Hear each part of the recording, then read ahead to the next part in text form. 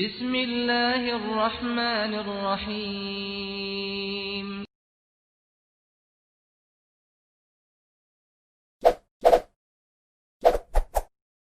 Subscribe, like, and share. Baik, bismillahirrahmanirrahim. Assalamualaikum warahmatullahi wabarakatuh. Innal hamdalillah nahmaduhu wa nasta'inuhu wa nastaghfiruh wa na'udzu billahi min shururi anfusina wa sayyiati a'malina man yahdihillahu fala mudilla lahu wa man yudlil fala hadiya lahu.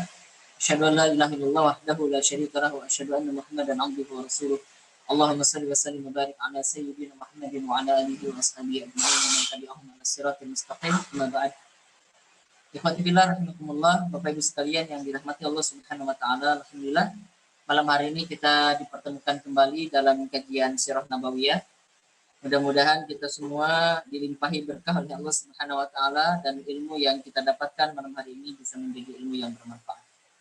Baik, malam hari ini kita akan membahas berkaitan dengan peristiwa kelahiran Rasulullah SAW dan fase-fase kehidupan Rasulullah pra kenabian atau sebelum beliau diangkat menjadi seorang nabi dan rasul. Di pertemuan sebelumnya sedikit saya menyinggung berkaitan dengan peristiwa yang terjadi pada tahun yang sama dengan kelahiran Rasulullah, yaitu peristiwa penyerangan Ka'bah oleh tentara bergajah Abraha, ya, yang tahun itu disebut sebagai Amul Fil, sebagai tahun gajah. Jadi memang orang-orang Arab pada awalnya tidak mengenal angka tahun. Angka tahun Hijriah itu baru diperkenalkan pada masa kepemimpinan Umar bin Khattab radhiyallahu an dengan menisbatkan ya tahun pertamanya kepada peristiwa hijrahnya Rasulullah Shallallahu Alaihi Wasallam dari Mekah ke Madinah. Jadi sebelum itu orang-orang Arab tidak mengenal angka tahun. Suara saya terdengar, Ahmad? Terdengar kok. Dengar ya. Jadi sebelum itu sekali lagi orang-orang Arab tidak mengenal angka tahun. Lalu bagaimana mereka memberikan patokan-patokan untuk penanggalan tahun ya? Yang mereka lakukan adalah dengan menisbatkan tahun itu pada peristiwa besar.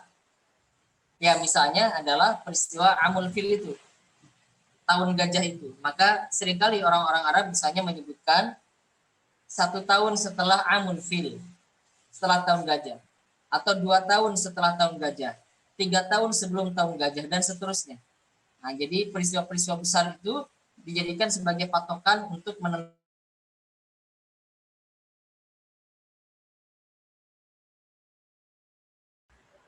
Nah, begitu pula peristiwa Amul Fil ini seringkali dijadikan sebagai patokan dan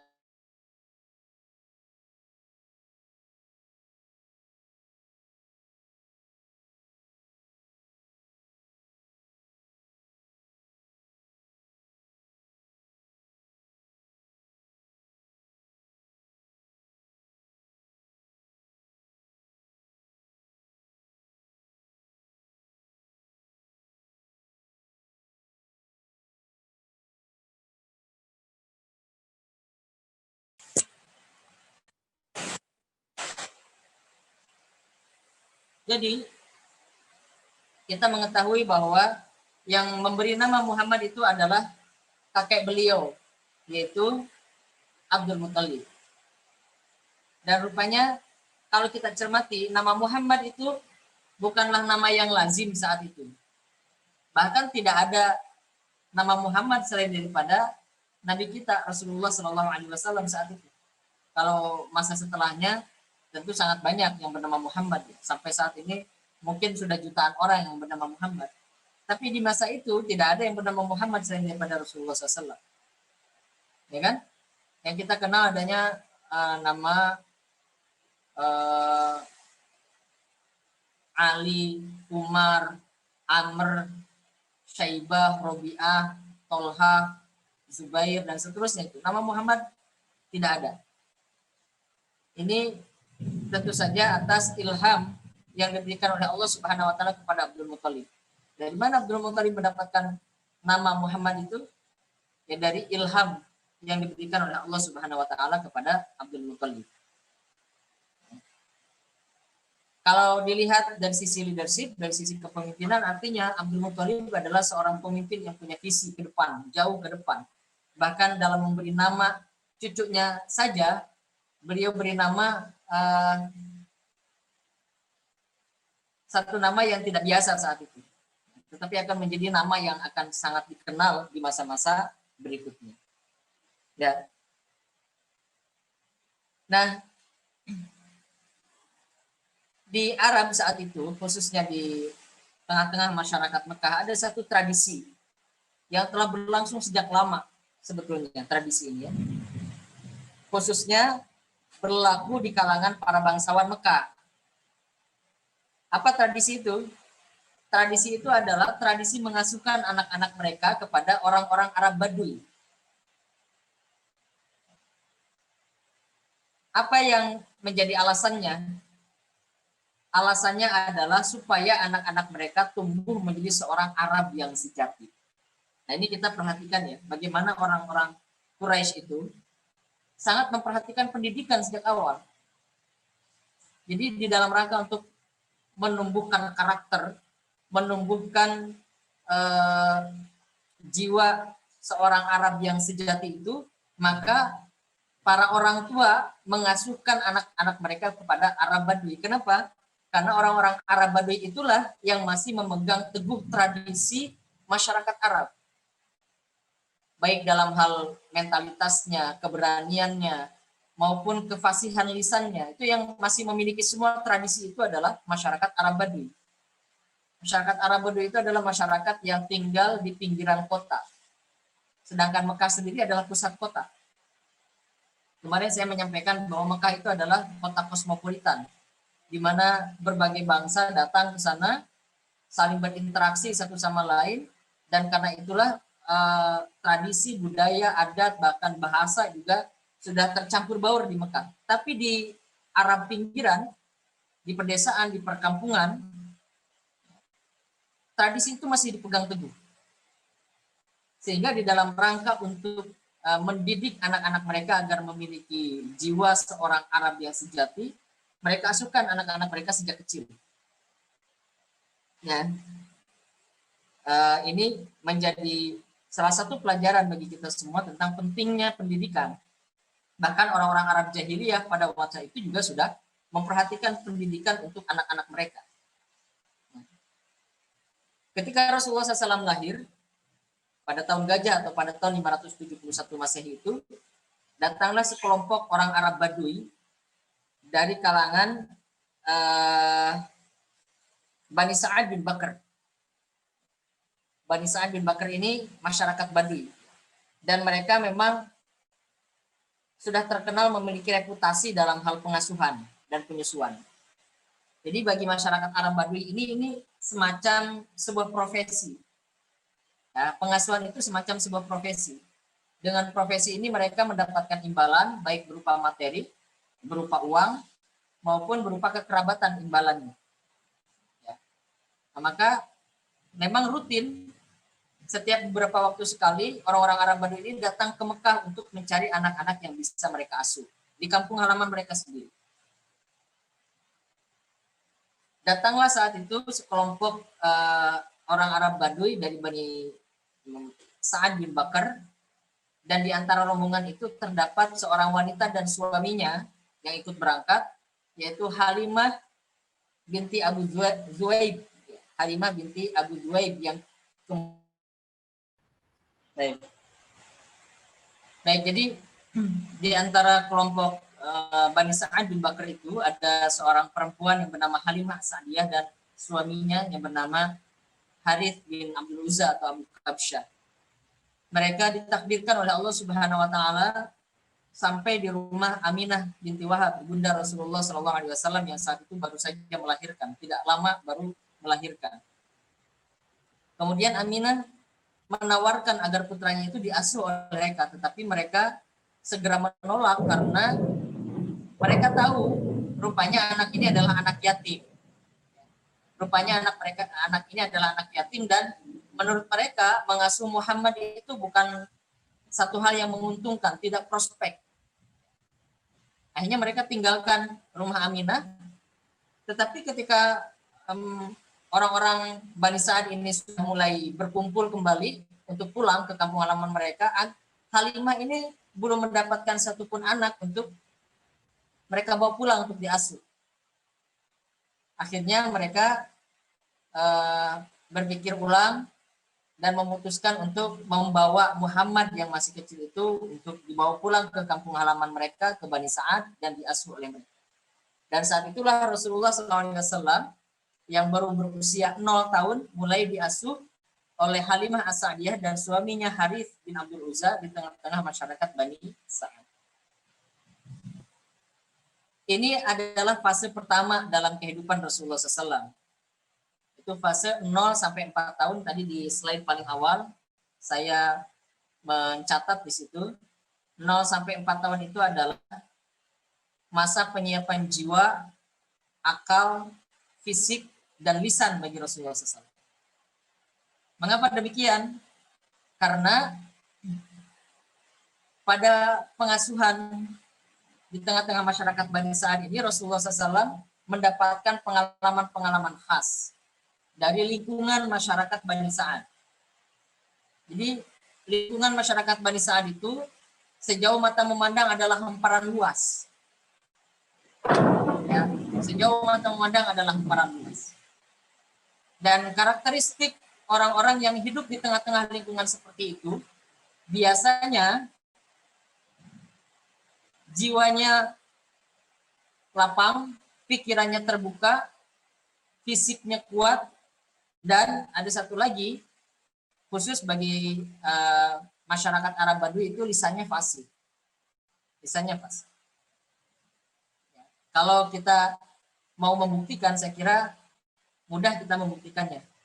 Biasanya kalau kita sedang bosan, sedang banyak pikiran, ya, kita perlu penyegaran jiwa. Yang kita lakukan biasanya adalah datang ke tempat-tempat yang sejauh mata memandang adalah hamparan luas. Biasanya yang bisa membuat kita lebih segar, membuat kita sejuk kembali itu adalah pantai, sawah, hamparan sawah yang luas. Itu biasanya ada satu kesan tersendiri, ada satu suasana tersendiri yang kita rasakan. Nah, bagaimana orang yang sebagian besar hidupnya dihabiskan di tempat seperti itu? Makanya para peneliti mengatakan bahwa orang yang hidup di tengah-tengah lingkungan yang terhampar luas itu biasanya pikirannya terbuka, jiwanya lapang, dan fisiknya kuat. Nah, sedangkan tradisi berbahasa Arab yang fasih itu adanya juga pada masyarakat Arab Badui. Saya katakan tadi di awal bahwa di Mekah, di pusat kota, itu bahasa sudah tercampur-campur. Sebagaimana hari ini kita juga sering mendengar istilah-istilah apa biasanya kita menyebutnya bahasa alay, gitu ya. Bahasa alay, bahasa yang tidak baku. Itu biasanya yang menjadi pusat penyebarannya pertama kali itu ada di perkotaan. Baru kemudian pedesaan itu mendapatkan dampak berikutnya. Sehingga di desa-desa itu memang tradisi bahasanya masih murni, termasuk juga dalam konteks bahasa Arab itu. Nah, tentu kemampuan-kemampuan seperti ini dibutuhkan oleh seorang nabi dan rasul, di mana akalnya selalu terbuka, jiwanya lapang, dan lisannya fasih. Itu adalah modal penting. Bagi seorang dai, bagi seorang pemimpin itu adalah modal penting. Pemimpin yang jiwanya terbuka, akalnya senantiasa terbuka, jiwanya lapang, dan lisannya fasih, itu adalah modal bagi seorang dai dan modal juga bagi seorang pemimpin. Rupanya Allah Subhanahu wa taala memang sudah menyiapkan segala sesuatunya bagi Rasulullah SAW untuk bisa tumbuh berkembang dalam lingkungan yang kondusif. 4 tahun Rasulullah SAW bersama Halimah As-Sa'diyah di lingkungan Bani Sa'ad, sampai satu peristiwa membuat Halimah memutuskan untuk mengembalikan Rasulullah SAW kepada ibunda kandungnya, yaitu kepada Aminah. Apa yang menjadi sebabnya? Menjadi sebabnya adalah peristiwa pembelahan dada Rasulullah SAW. Ya, kita sering mendengar peristiwa itu. Di mana di masa kecil Rasulullah ketika beliau berusia 4 tahun, saat sedang bermain-main dengan temannya, tiba-tiba saja beliau dibawa oleh 2 orang malaikat yang berwujud manusia pada waktu itu, kemudian dibaringkan di atas sebuah batu besar, dibelah dada Rasulullah SAW, kemudian dibersihkan hatinya. Nah, itu dilihat oleh teman-temannya Rasulullah SAW pada waktu itu. Dilaporkan kepada Halimah, dan Halimah khawatir betul ini satu hal yang buruk bagi Rasulullah SAW, sehingga beliau memutuskan untuk mengembalikan Rasulullah SAW kepada ibunda kandungnya, yaitu kepada Aminah. Nah, itu terjadi pada saat Rasulullah berusia 4 tahun. Maka sejak usia 4 tahun itu, Rasulullah SAW kembali berada di pangkuan ibunda beliau, yaitu Aminah binti Wahab. Ya. Nah, ini menjadi satu pengalaman baru tentu saja bagi Rasulullah Shallallahu Alaihi Wasallam.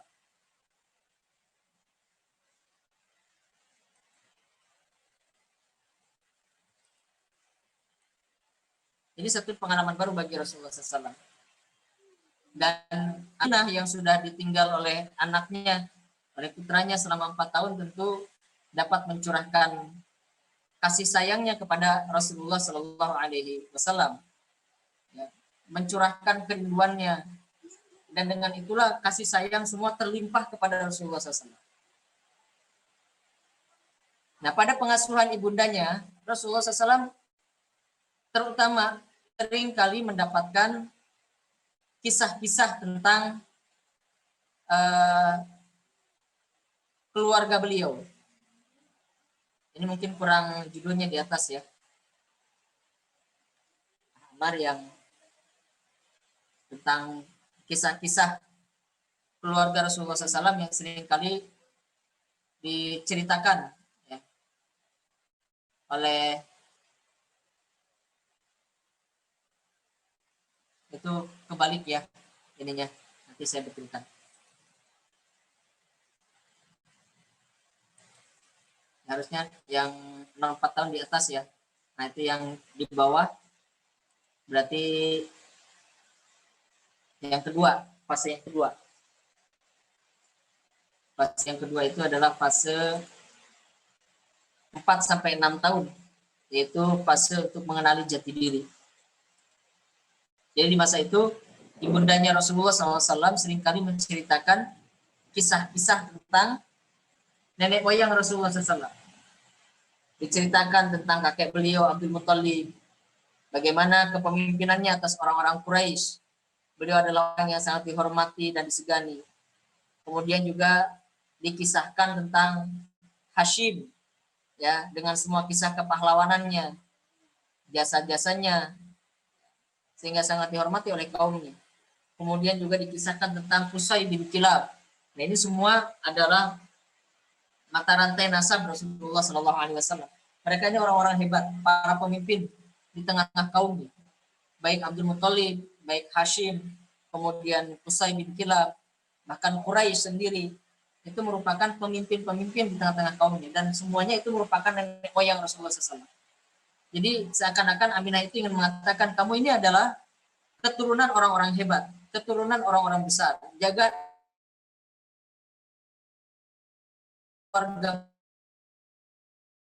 harus mewarisi kehebatan mereka. Kira-kira itu pesan yang ingin disampaikan oleh Khadijah kepada Rasulullah SAW. Nah, sehingga dengan diceritakan itu Rasulullah SAW terbentuk jati dirinya. Siapa aku, ya, dari keturunan seperti apa aku dilahirkan, dan seterusnya. Nah, hari ini bagi kita sebagai orang tua, barangkali juga perlu untuk menanamkan nilai-nilai itu.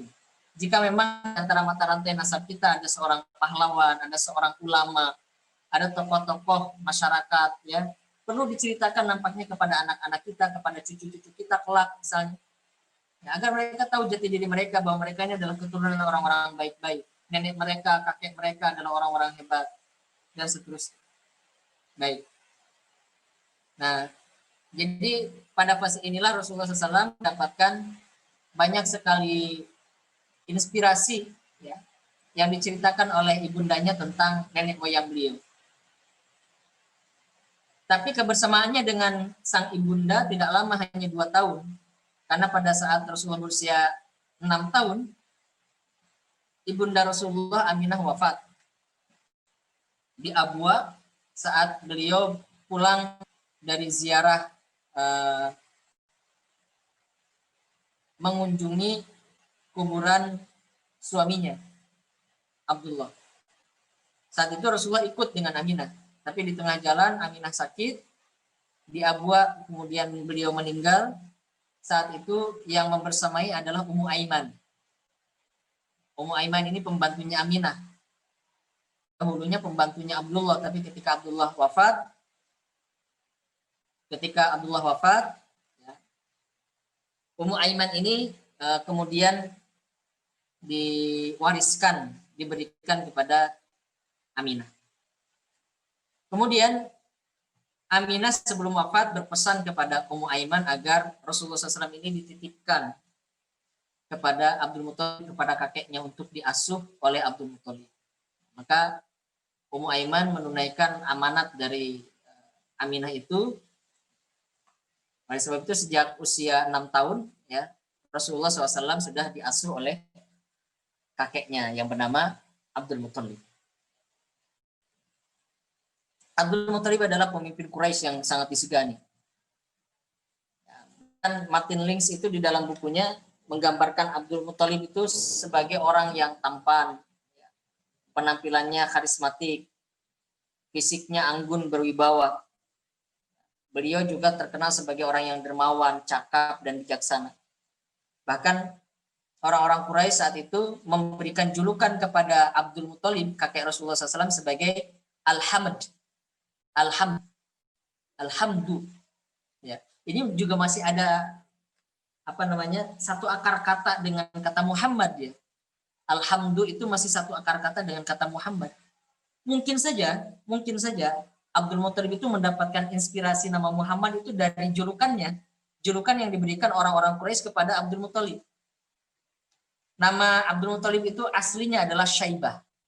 Namanya Syaibah. Sehingga orang-orang Quraisy menyebutnya Syaibatul Hamd, Syaibah sang terpuji. Nah ini jadi menggambarkan betapa Abdul Muthalib itu sangat dihormati di tengah-tengah masyarakat Mekah, tengah-tengah masyarakat Quraisy. Dan pada saat pengasuhan bersama kakeknya, Rasulullah SAW itu sering diajak untuk menghadiri pertemuan-pertemuan penting di Darun Nadwa. Kemarin saya sempat menyebut nama Darun Nadwa. Darun Nadwa itu adalah tempat pertemuan para pembesar Quraisy. Mereka mengadakan perbincangan di sana, musyawarah, dan sebagainya, sering berkumpul-kumpul di Darun Nadwa itu. Dan yang menjadi pemimpin Darun Nadwa saat itu adalah Abdul Muthalib. Yang menjadi pemimpinnya adalah Abdul Muthalib. Rasulullah diajak di sana. Pada awalnya para pembesar Quraisy itu merasa tidak nyaman dengan kehadiran Rasulullah yang masih kecil, karena tidak biasa mereka ini berkumpul-kumpul dengan anak-anak kecil.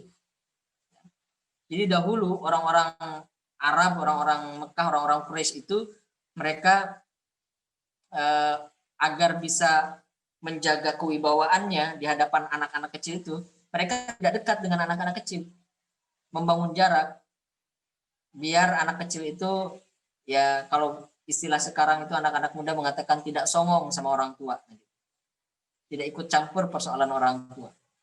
Nah, tapi ketika Abdul Muthalib membawa Muhammad ini yang masih kecil di tengah-tengah perkumpulan mereka di Darun Nadwa, mereka protes kepada Abdul Muthalib. Tinggalkan cucumu itu di rumah.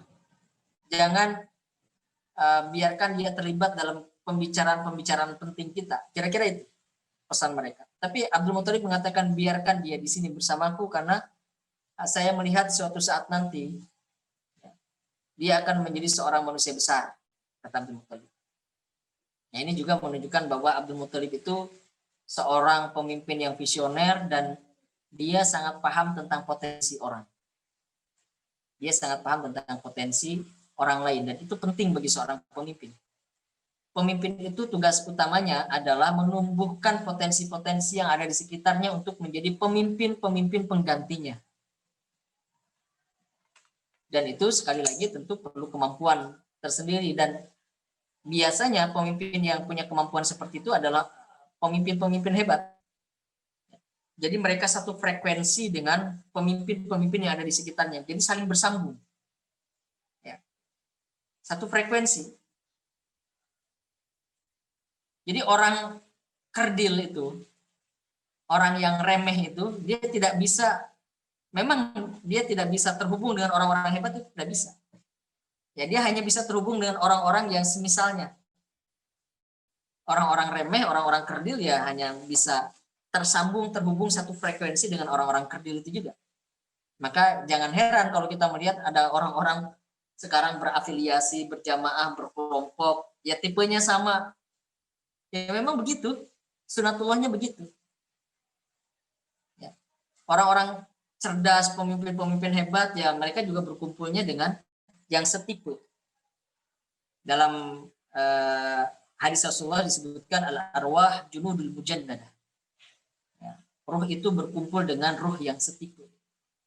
Ya. Baik. Dan pada masa inilah Rasulullah SAW banyak sekali mendapatkan inspirasi tentang leadership, tentang kepemimpinan. Dari yang beliau lihat dari kakeknya, Abdul Muthalib, saat memimpin rapat, saat memimpin musyawarah. Ya, begitu juga dalam kehidupan sehari-hari Abdul Muthalib yang senantiasa menunjukkan nilai-nilai kepemimpinan. Jadi di masa 6-8 tahun usia Rasulullah SAW itu, beliau ya mendapatkan pelajaran tentang leadership, itu yang utama. Mendapatkan pelajaran tentang kepemimpinan, yaitu pada masa pengasuhan bersama kakeknya Abdul Muthalib. Baik, coba kita runut lagi tadi dari masa 0 sampai 8 tahun. Dari masa 0 sampai 8 tahun Rasulullah SAW sudah mendapat pengalaman. Yang pertama, pikirannya terbuka, jiwanya lapang, lisannya fasih. Kemudian beliau mengenal jati dirinya dengan baik melalui kisah-kisah yang disampaikan oleh ibundanya.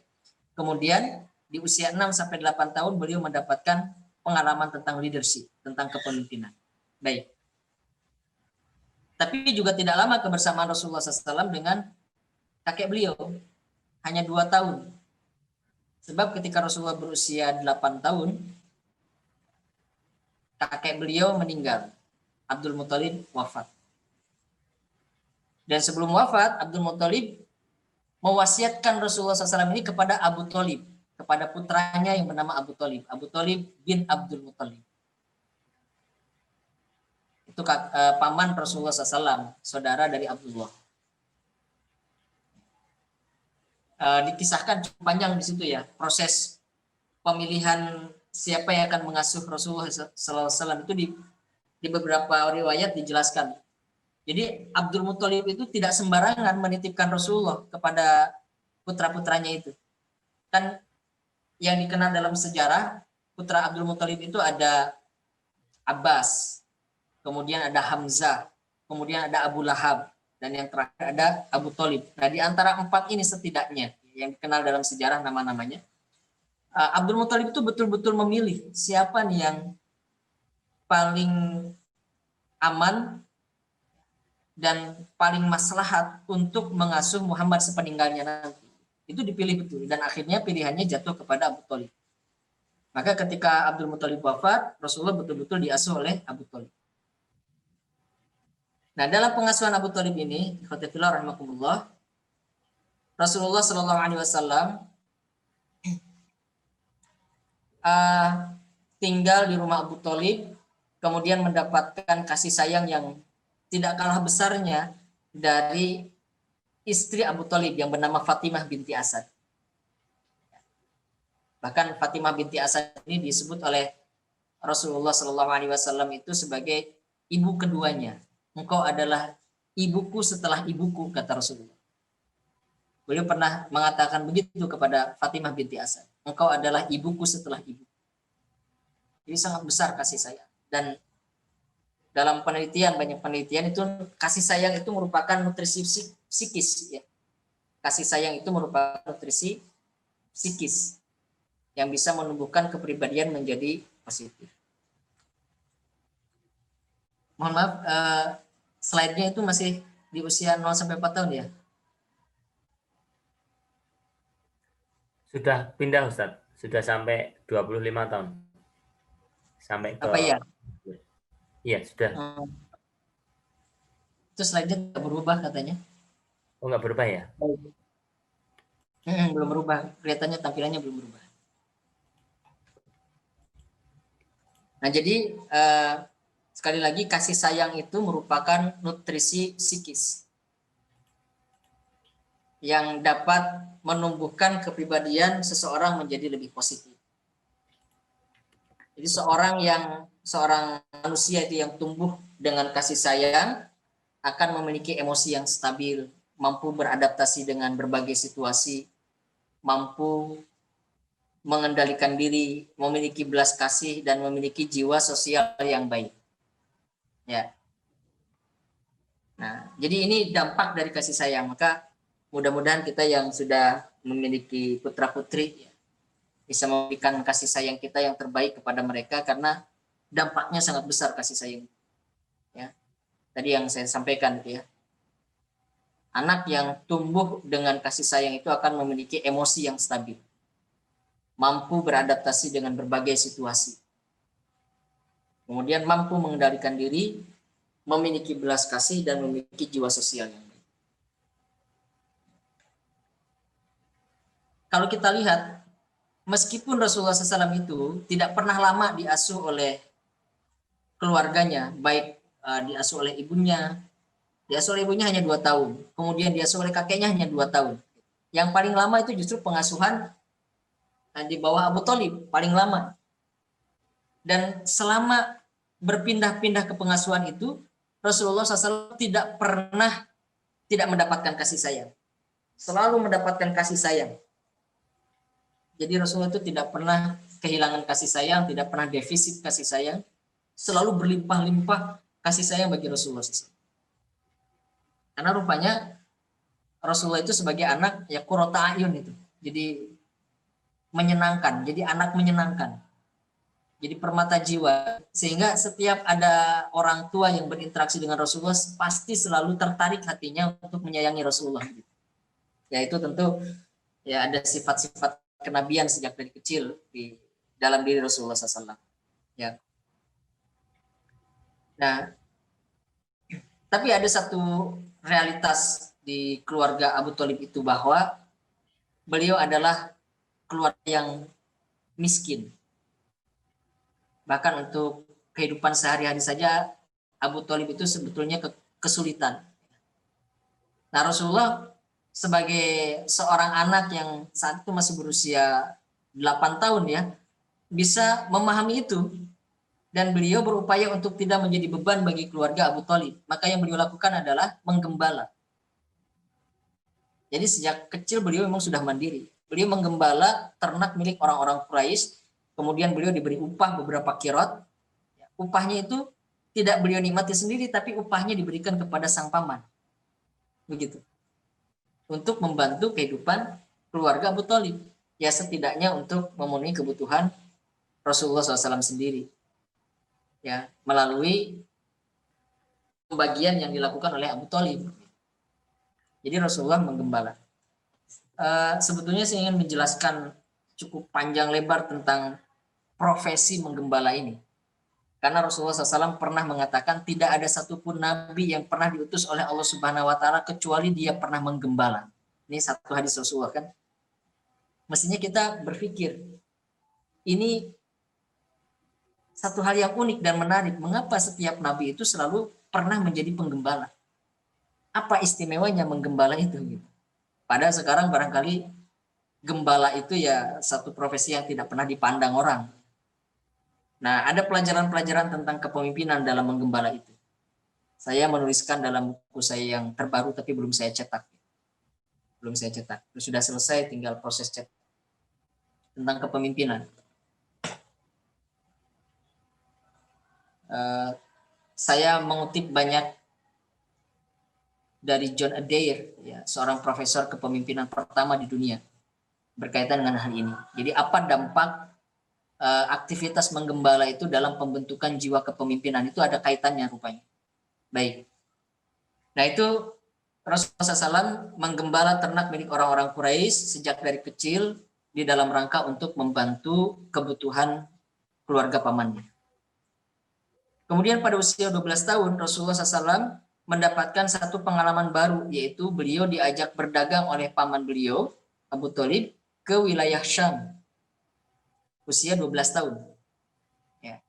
Dan ini pengalaman yang sangat berharga. Pertama, perjalanan ke Syam itu adalah perjalanan ke luar negeri. Ya. Melintasi batas teritorial wilayah Jazirah Arab. Perjalanan jauh. Sehingga perjalanan ini bisa dikatakan sebagai perjalanan abroad melintasi batas teritorial. Karena waktu itu Syam dikuasai oleh Romawi sebagai wilayah protektoratnya. Di Syam itu ada 3 pasar. Pertama pasar Busro, pasar Ailah, kemudian pasar Gozah, kemudian yang paling ujung ada pasar Busro. Dalam konteks perdagangan, artinya perdagangan yang dilakukan oleh Rasulullah SAW levelnya adalah level ekspor dan impor karena sudah melewati batas negara. Jadi bukan perdagangan kecil-kecilan, ini perdagangan besar dibawa oleh kafilah. Biasanya dengan komoditas yang berbagai macam dan harganya juga mahal. Ya. Jadi perjalanan ini pertama bagi Rasulullah adalah pengalaman tentang melewati batas teritorial. Yang kedua adalah perjalanan tentang entrepreneurship, bisnis, tentang bisnis. Dan bukan bisnis kecil-kecilan, tapi bisnis ekspor-impor. Di usia 12 tahun beliau sudah punya pengalaman itu. Kemudian yang ketiga adalah pengalaman tentang budaya. Kenapa? Karena perjalanan itu ditempuh oleh Rasulullah SAW melalui jalur darat. Dan itu panjang perjalanannya. Sehingga di satu tempat biasanya beliau transit, berinteraksi dengan warga sekitar, dan beliau melihat banyak sekali keragaman yang berbeda dengan masyarakat Mekah. Ya, ada beda dialeknya, beda kulitnya, beda bahasanya bahkan, ya, beda tradisinya dan seterusnya. Sehingga ini menjadi pengalaman budaya bagi Rasulullah SAW. Bahkan ketika Rasulullah sampai di Syam, suasana Syam itu tentu saja betul-betul berbeda dengan suasana di Mekah. Karena Syam itu sudah menjadi satu negara yang punya peradaban tinggi saat itu karena dikuasai oleh Romawi. Ya, jadi pengalaman ini jadi pengalaman budaya. Di 12 tahun Rasulullah SAW sudah mendapatkan pengalaman budaya, pengalaman entrepreneurship. Dan juga pengalaman kepemimpinan karena kalau diceritakan lebih panjang lagi, itu Rasulullah SAW itu berangkat bersama para pembesar kabilah, bersama para pembesar kabilah. Nah, jadi berinteraksinya anak kecil ini dengan orang-orang tua yang memang mereka punya kedudukan-kedudukan gitu. Abu Thalib sendiri, paman Rasulullah itu kan menjadi pemimpin Quraisy sepeninggal Abdul Muthalib ya. Pamannya juga seorang pemimpin, kemudian yang satu rombongan berangkat berdagang itu juga para pemimpin kabilah, para pemimpin kaumnya. Tentu Rasulullah berinteraksi dengan orang-orang hebat ini di sepanjang perjalanan juga menjadi pelajaran kepemimpinan. Dan yang mengesankan adalah saat Rasulullah SAW tiba di Syam, beliau bertemu dengan pendeta Bukhairah. Beliau bertemu dengan pendeta Bukhairah. Ya, beliau seorang penganut agama Nasrani. Dan saat itu masih banyak orang-orang yang membaca kitab sucinya yang di dalamnya masih terdapat informasi-informasi banyak sekali berkaitan dengan tanda-tanda kenabian. Ahlul kitab, ya, ahlul kitab. Di dalam Al-Quran Allah sebutkan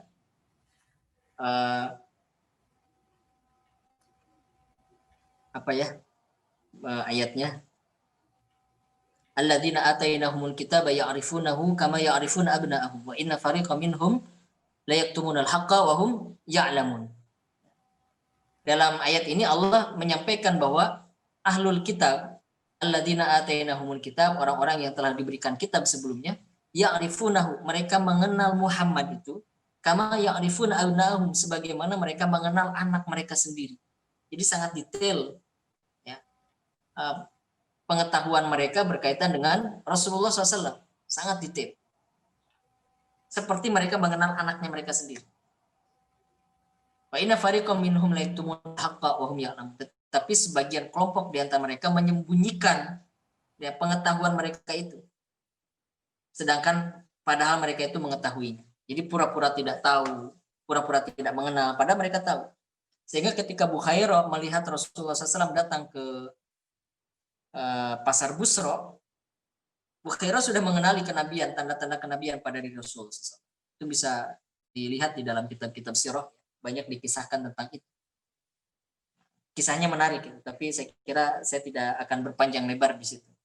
Tapi pada intinya di sana juga Rasulullah SAW mendapatkan pengalaman spiritual ketika Bukhairah mengatakan bahwa dia adalah seorang calon nabi dan jangan sampai ditemukan oleh orang-orang Yahudi, karena orang-orang Yahudi pasti akan membunuhnya kalau mereka tahu bahwa Muhammad ini adalah calon nabi. Ya, ada pengalaman spiritual. Nah, ini ketika Rasulullah berusia 12 tahun. Ya. Kemudian beliau pulang ke Mekah beraktivitas sebagaimana biasanya, dan pada saat beliau berusia 15 tahun ada satu pengalaman baru lainnya, yaitu beliau terlibat dalam satu pertempuran. Ya, beliau terlibat dalam satu pertempuran yang di dalam sejarah disebut sebagai perang Fijar. Disebut sebagai perang Fijar. Ini melibatkan paman-pamannya, melibatkan keluarga besarnya, sehingga mau tidak mau Rasulullah juga terlibat pada akhirnya. Usia Rasulullah baru 17 tahun. Nah, ini menjadi pengalaman baru bagi Rasulullah dalam bidang militer. Nah, dalam bidang militer. Jadi Rasulullah 15 tahun sudah punya pengalaman militer. Meskipun pada awalnya Rasulullah tidak ditempatkan pada peran yang strategis. Hanya sebagai pemungut panah pihak musuh ya, yang tidak mengenai sasaran itu dikumpulkan oleh Rasulullah. Setelah banyak kemudian diserahkan kepada pasukan panah di pihaknya untuk ditembakkan ke pihak musuh. Jadi istilahnya kalau biasa kita sebut itu awalnya beliau itu sebagai anak bawang. Anak bawang tuh. Anak bawang itu kalau ada pertandingan bola itu di kampung-kampung tuh ya. Ada anak-anak kecil di pinggiran lapangan biasanya sangat senang kalau ada bola keluar, dia ngambil bola itu. Dia bukan pemain inti. Tapi sangat senang dengan perannya itu di pinggiran lapangan. Awalnya begitu, tapi kemudian karena perang ini berlangsung selama 5 tahun, sampai Rasulullah berusia 20 tahun, ya, akhirnya Rasulullah terlibat juga dalam perang itu dan ditempatkan di bagian pasukan panah. Sehingga salah satu keahlian Rasulullah dalam pertempuran itu adalah memanah. Dan Rasulullah pernah mengatakan innal quwwata ar-ramyu, innal quwwata ar-ramyu. Sesungguhnya kekuatan itu ada pada memanah, ada pada memanah, ada pada memanah. Dan sebenarnya kata ar-ramyu itu di dalam bahasa Arab bisa kita artikan sebagai melesatkan senjata dari jarak jauh. Ya, jadi memanah itu ar-ramyu, kemudian melempar dengan batu juga ar-ramyu, katapel juga ar-ramyu, melemparkan tombak juga ar-ramyu. Yang kalau kita modernkan ya bahasa itu, sekarang ya ar-ramyu itu menembak dengan senapan, dengan pistol, dengan rudal, bahkan dengan nuklir. Maka tidak salah kalau Rasulullah mengatakan innal quwwata ar-ramyu, karena sesungguhnya sekarang negara yang paling ditakuti adalah negara yang punya senjata nuklir. Ya, dilesatkan saja nuklir itu, ya, satu wilayah bisa hancur, ya kan? Nah, Rasulullah sudah menyampaikan kepada kita sejak awal innal quwwata ar-ramyu, sesungguhnya kekuatan itu ada pada melempar, ada pada memanah. Baik, kemudian perang Fujar ini berakhir pada saat Rasulullah berusia 20 tahun, diakhiri dengan Hilful Fudul, perjanjian damai antara kedua belah pihak, dan setelah itu setiap masyarakat sudah mulai menata diri masing-masing, beraktivitas sebagaimana biasanya. Sampai kemudian Rasulullah terlibat dalam satu perdagangan, ya. Ini kali kedua Rasulullah datang ke Syam, tapi saat ini Rasulullah menjadi pemimpin kafilah, pemimpin perjalanan dagang itu. ekspedisi yang dibawa oleh Rasulullah, ekspedisi dagang yang dibawa oleh Rasulullah adalah milik Khadijah, seorang perempuan kaya raya, ya, dan sangat dihormati oleh masyarakatnya. Masyarakat Mekah pada itu memberikan julukan kepada wanita ini adalah At-Tahirah. Namanya Khadijah. Khadijah At-Tahirah. Tahirah itu wanita suci. Sangat dihormati, sangat disegani. Kaya raya, bahkan beberapa riwayat mengatakan aset yang dimiliki oleh Khadijah itu, jika dibandingkan dengan aset yang dimiliki oleh pedagang-pedagang lain di Mekah, itu jauh lebih banyak yang dimiliki oleh Khadijah. Jadi betul-betul kaya. Ya, pedagang-pedagang lain terkalahkan oleh Khadijah binti Khuwailid. Dia wanita terhormat, ya, berasal dari kabilah besar, yang kemudian hari Khadijah ini yang akhirnya menjadi istri dari Rasulullah SAW, dan ada banyak keutamaan pada diri Khadijah ini. Ya. Akhirnya Rasulullah menikah dengan Khadijah pada usia 25 tahun, sedangkan Khadijah berusia 40 tahun. Dan di fase inilah kemudian Rasulullah SAW juga punya pengalaman baru, yaitu sebagai kepala keluarga, kepala rumah tangga. Dan itu bukan satu hal yang sepele tentu bagi kita. Karena beliau menjadi seorang suami yang sukses, menjadi seorang ayah yang sukses. Rasulullah pernah mengatakan di dalam sabdanya, khairukum li ahlikum wa ana khairukum li ahli. Ini sabda Rasul. Sebaik-baik orang di antara kalian adalah yang paling baik sikapnya, akhlaknya terhadap istrinya atau terhadap keluarganya. Dan aku adalah perumpamaan orang yang paling baik sikapnya terhadap keluargaku atau terhadap istri. Ya. Jadi salah satu parameter kebaikan seseorang itu ada pada sikap terhadap keluarga. Bagaimana dilihat sikapnya pada istrinya, kepada anak-anaknya, itu menjadi ukuran kebaikan seseorang, kata Rasulullah. Dan Rasulullah sudah menyatakan beliau yang terbaik dalam konteks itu. Sampai akhirnya beliau ketika berusia 37 tahun, semakin tajam kepekaan sosial beliau, melihat masyarakatnya yang sudah rusak, ya, moral sudah sangat rusak, kemaksiatan terjadi di mana-mana, sedangkan beliau sendiri merasa tidak berdaya untuk mengubah itu semua. Merasa tidak berdaya. Beliau hanya sendirian saja.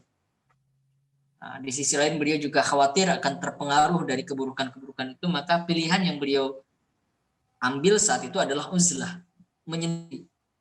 Menghindari semua hiruk-pikuk di kota Mekah itu dengan semua kejahilannya, dengan semua kemaksiatannya dihindari oleh Rasulullah SAW.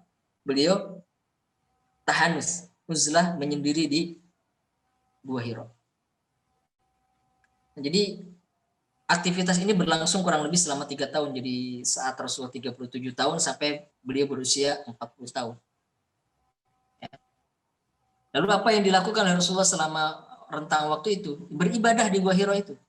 Para ulama menyebutkan ibadahnya seperti halnya yang dilakukan oleh Nabi Ismail. Jadi ibadahnya sama dengan ibadahnya Nabi Ismail, meskipun tidak didetailkan seperti apa bentuk ibadahnya. Nah, jadi bukan melakukan apapun, bukan bersemedi atau bukan mencari wangsit, tapi beribadah. Memang di Gua Hira itu beribadah. Beliau tinggal selama beberapa waktu di sana. Kalau perbekalannya habis, pulang beliau ke rumahnya, menuruni Jabal Nur, pulang ke rumahnya mengambil bekal, kemudian diambil lagi ke Gua Hira, dan begitu seterusnya. Sampai akhirnya di usia 40 tahun beliau mendapatkan wahyu yang pertama, yaitu surat Al-Alaq 1 sampai 5. Ya. Nah, inilah fase di mana membentuk dirinya, kepribadiannya, dengan semua pengalaman hidup beliau. Kita bisa rank semua kualitas diri beliau selama 40 tahun itu. Ada banyak pengalaman, mulai dari pengalaman militer, pengalaman sosial, budaya, entrepreneurship, leadership, pengalaman menjadi seorang kepala keluarga, akalnya senantiasa terbuka, pikirannya terbuka, jiwanya lapang, lisannya fasih, semuanya lengkap ada pada diri Rasulullah SAW. Nah, inilah masa persiapan, fase persiapan. Saya menyebutkan di dalam buku saya, di buku Revolusi Sosial Muhammad itu, ini adalah masa persiapan. Dan masa persiapan itu kalau kita perhatikan, rupanya jauh lebih panjang daripada masa tugas beliau. Masa tugas Rasulullah berapa tahun? 23 tahun kan? 13 tahun di Mekah, 10 tahun di Madinah. Hanya 23 tahun. Sedangkan masa persiapannya berapa tahun? 40 tahun. Dari 0 tahun sampai beliau berusia 40 tahun. Ini menandakan bagi kita semua bahwa masa persiapan itu adalah masa penting bagi kita. Sebelum kita mengambil satu tugas besar, mengambil peran besar dalam kehidupan ini.